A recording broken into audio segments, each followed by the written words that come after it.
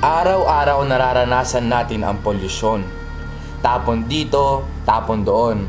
Mabaho dito, mabaho dyan. Sobrang ingay minsan ng ating kapaligiran. Alam nyo ba, ito ang tinatawag na polusyon. Maraming iba't ibang uri ng polusyon. Water pollution, land pollution, air pollution, noise pollution, light pollution. Ngunit, huwag tayong mawalan ng pag-asa dahil meron tayong mga kabataan na magbibigay solusyon para maiwasan natin ang talamak na polusyon na ito. Ito ang Kabataan Ngayon para sa Kalikasan.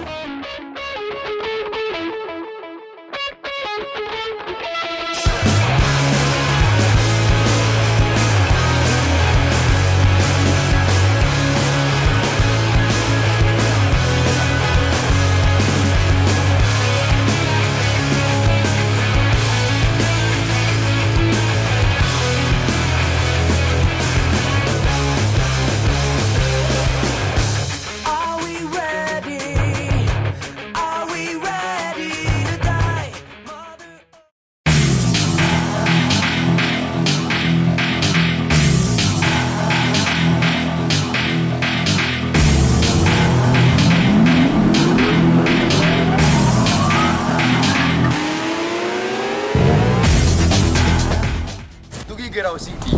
Ito ang pinaalam natin na pinakamainit na syudad dito sa Pilipinas.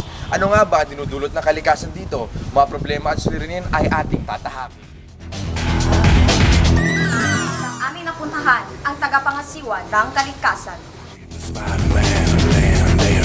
Nandito po tayo sa DENR upang alamin ang kanilang mga solusyon o programa upang lutasin ang problema ng kalikasan. Problema pang kalikasan dito sa syudad ng Tuguegarao at yan ang ating bibigyang pansin. Mga isyu at katanungan ang aming inihanda.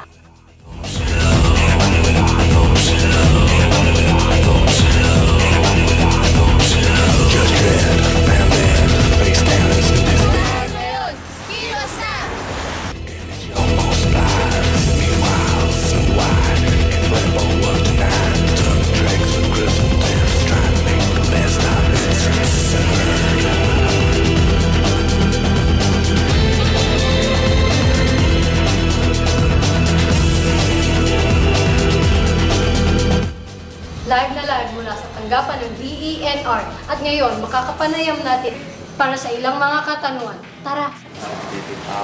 Ano mga po yung what is the major problem of our city? As I mentioned, more on the solid waste. How could you give me some specific solutions para dyan sa solid waste?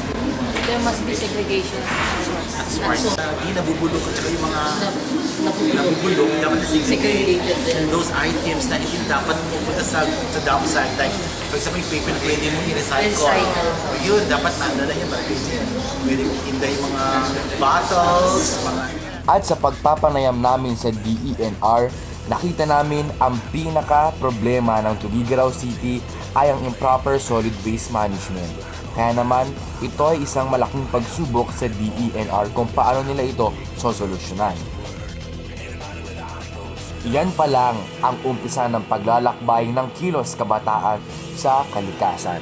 Ang aming team ay hindi na kontento.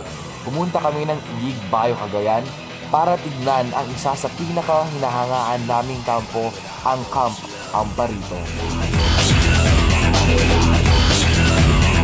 Nang nakarating kami sa Camp Amparito, kami ay gumawa ng paraan para makapasok dito. Kami ay nag-obserba at nakita po namin ang kampong ito ay makalat na. Marami ng mga mais na nakakalat at nakita po namin merong isang taong nagbibilad ng mais. Mga kubong aming nasilayan noon ay wala na rin at ang kagandahan dati at kawisan ng kampong ito ay nawala na.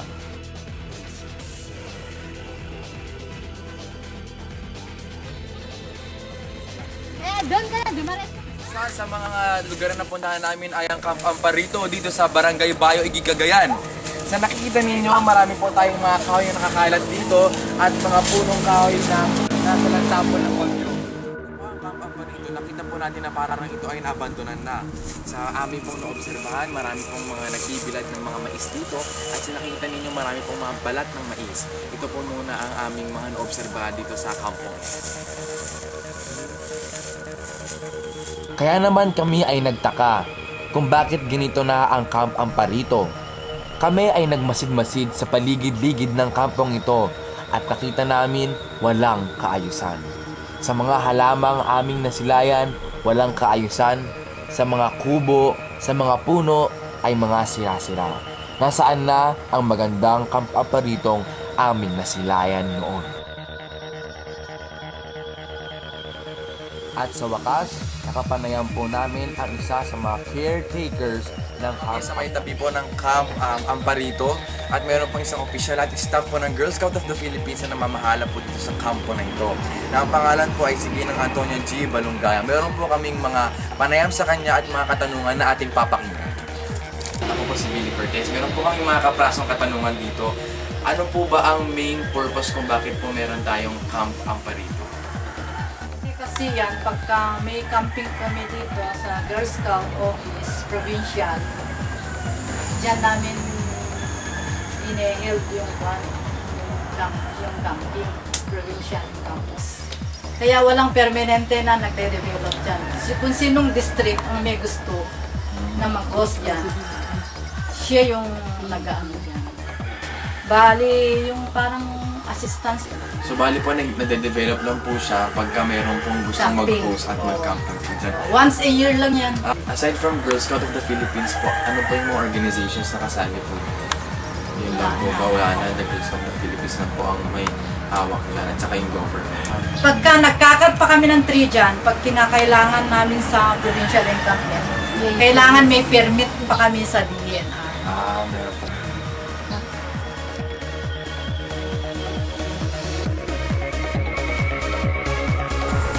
Sa aming paglalakbay, nakita po kami ng mga iba't ibang kalat sa paligid-ligid.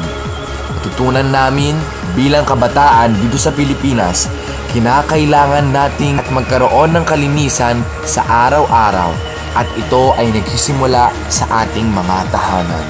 Isang proyekto sa Environmental Science ng University of St. Louis, Tuguegarao. Ito ang Kabataan Ngayon para sa kalikasan. Ayaw mag-zoom out.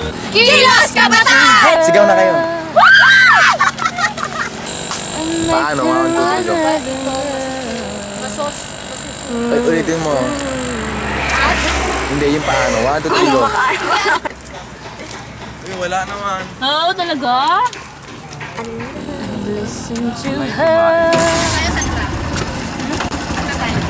Wait lang. Anong kakantay natin? Busin na natin. Kakantay natin.